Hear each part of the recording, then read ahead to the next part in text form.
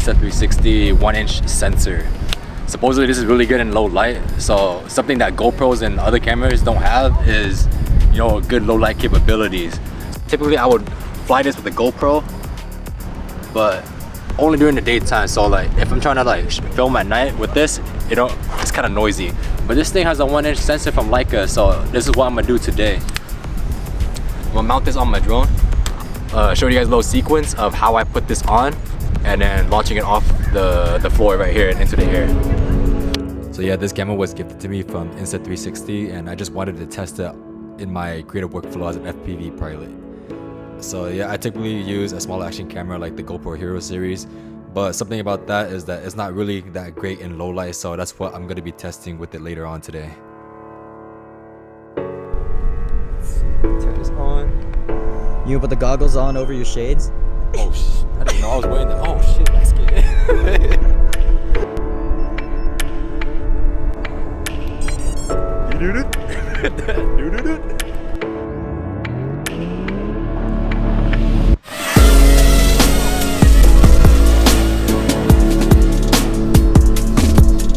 So one thing that I noticed right when I got the drone into the air was the weight of the payload.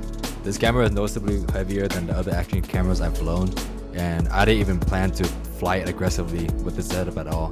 And I was only able to put out a maximum of 2 minutes of flight time from flying conservatively.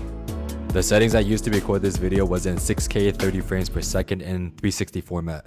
There's also no ND filters available for this camera at the moment, so I'm not able to get that natural motion blur straight out the camera. I'm also just adjusting the shutter speed according to the sunlight as the sun goes down. Overall, for the footage during the daytime, I think it's kind of straight. And that bitch.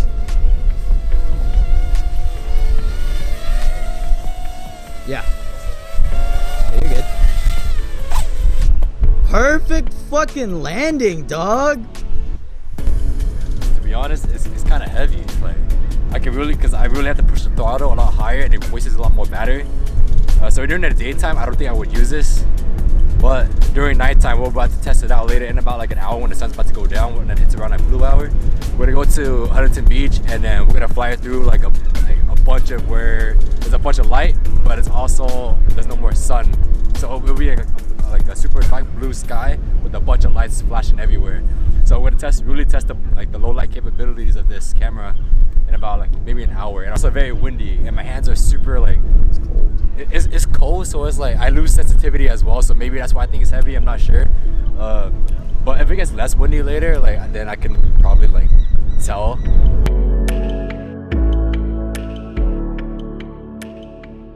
We are now at Huntington Beach.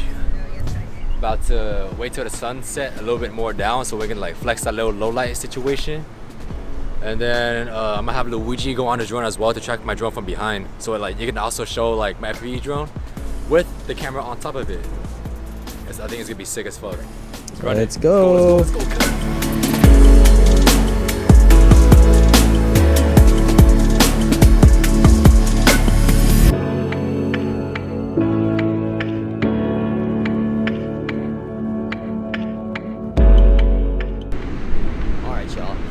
Pretty much, I got the DJI Mavic Air 2. Allan's gonna be flying around his FPV mounted with the Insta360. And then I'm basically testing out during this light. I think it's almost golden hour, and then in about an hour it'll be blue hour. So that will be like the ultimate test of like if this sensor is really good. Yeah, pretty much what I'm gonna be doing is I'm gonna be orbiting this guy's drone, getting some beauty shots here and there, and I'm gonna be following him. If we do get lucky, hopefully we can fly through the pillars over there by the pier, but yeah, I guess we just gotta send it.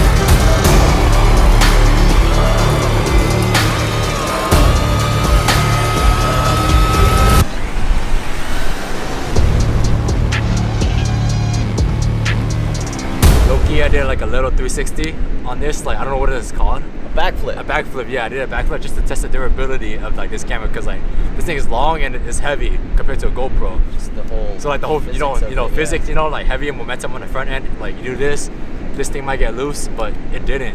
Which I'm surprised. Like I guess you could do tricks with this too. Yeah. Took the risk, and now I know. I fucked around, now I know. High risk, high reward. Hey, if you don't fuck around, you might never find out. So you might as well fuck around and find out. I fucked around and I found out. So yeah, these are my final thoughts. So for the pros, this camera is pretty flexible while in post-production.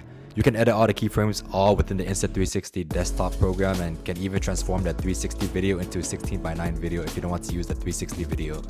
I will most likely use this camera more during blue hour and nighttime as the footage doesn't get as noisy as the other action cameras. And it's honestly pretty light and portable, so I can just throw it in my camera bag and forget it's even there to use normally. While there are a lot of pros, there are some cons too.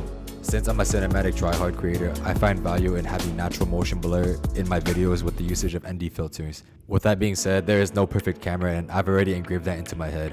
So would I still have this in my camera bag? Yeah, I still would keep it here.